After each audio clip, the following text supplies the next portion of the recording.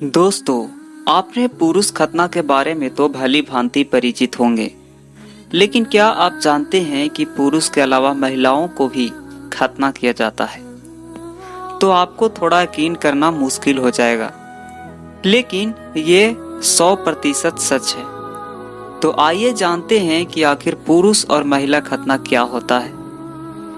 मुसलमान समाज में खतना क्यों किया जाता है? उससे पहले अगर आपने अभी तक हमारे चैनल को सब्सक्राइब नहीं किया है तो सब्सक्राइब कर लें और बेल वाले आइकन को प्रेस कर लें ताकि लेटेस्ट वीडियो का अपडेट आपको तुरंत मिल सके। खतना एक ऐसी सर्जिकल प्रक्रिया है जिसमें पुरुष के लिंग के आगे वाली चमड़ी यानी खाल को आंशिक या पूरी तरह से काटकर अलग कर दिया जाता है। वैसे तो इसका संबंध किसी खास धर्म, जातीय समूह या जनजाति से हो सकता है, लेकिन कई बार माता पिता अपने बच्चों को खतना साफ सफाई या स्वास्थ्य कारणों से भी कराते हैं। वैज्ञानिकों का कहना है कि खतना किए गए पुरुषों में संक्रमण का जोखिम कम होता है, क्योंकि लिंग के आगे की चमड़े के बिना कीटाणुओं के पनपने के लिए नमी का वातावरण नहीं मिलता है।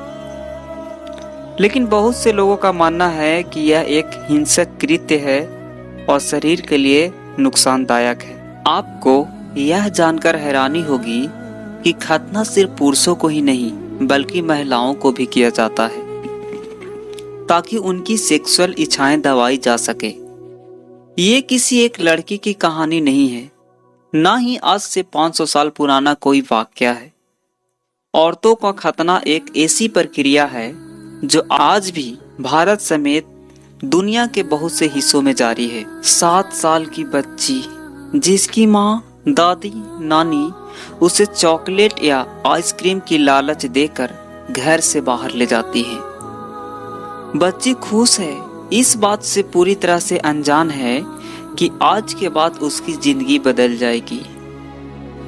सिर्फ इसलिए नहीं क्योंकि उसके शरीर से कुछ घट जाएगा, बल्कि इसलिए क्योंकि उसके शरीर के साथ ऐसा करने से पहले ना तो उसे बताया जाएगा और ना ही उसकी अनुमति दी जाएगी। बच्ची माँ, दादी या नानी का हाथ पकड़े हुए है, जो उसे एक अंधेरे कमरे में ले जाती है। दाई या डॉक्टर द्वारा लड़की का खतना किया जाता है। खतना यानी उसके प्राइवेट पार्ट को धारदार ब्लेड से काट दिया जाता है। चीरा सिर्फ एक लगता है, लेकिन उसका घाव पूरी जिंदगी के लिए बच्ची के मन में बैठ जाता है। भारत में औरतों का खतना दाऊदी बोहरा मुस्लिम समुदाय में सीमित है।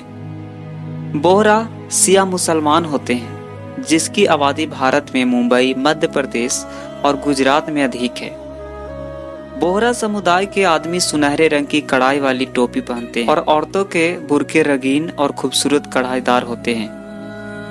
इस कारण इस समुदाय के लोगों को आसानी से पहचाना जा सकता है। वैसे तो बोहरा मुसलमान बहुत प्रोग्रेसिव माने जाते हैं, लेकिन औरतों का खतना करने की इस अमानवीय प्रथा को अभी तक छोड़ नहीं पाए हैं। जैसे ही कोई लड़की 7 साल की होती है, पहले दाइयों और अब डॉक्टरों द्वारा उनका खतना करवा दिया जाता है। क्लिटोरिस का ऊपरी हिस्सा काटकर अलग कर दिया जाता है। औरतों के जननांग में क्लिटोरिस का बहुत अहम रोल है। यह हिस्सा बच्चा पैदा करने से तो नहीं जुड़ा है, लेकिन सेक्सुअल इंटरकोर्स के दौरान औरत के ऑर्गेज्म में क्लिटोरिस की मुख्य भूमिका होती है। यह एक उभरा हुआ हिस्सा होता है जो वजाइना से थोड़ा ऊपर पाया जाता है। खतना करने के लिए क्लिटोरिस का उभरा हुआ हिस्सा काट दिया जाता है।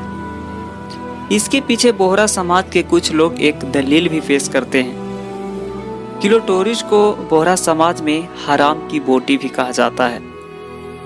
उनके मुताबिक छोटी उम्र में ही इस अंग को काट देने से लड़की के मन में सेक्स के प्रति अप्राकृतिक इच्छाएं नहीं उपजती हैं।